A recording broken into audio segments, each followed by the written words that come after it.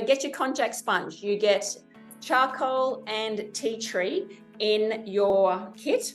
Now, if you want to have a his and a her, or you can have a face and a body, that is completely up to you, or you can just store one in the cupboard and use one. So you're going to wet that, it blows up, really nice and soft.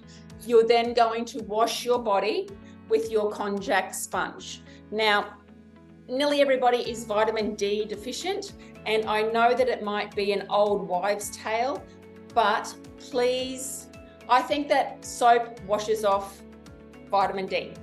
So please only use soap if you have been playing with the dogs, playing in the garden, that type of thing, and you are dirty. Otherwise, if you've had a nice day out in the sun, just use your sponge and just use water, and then you will have a beautiful glowing tan and high levels of vitamin D.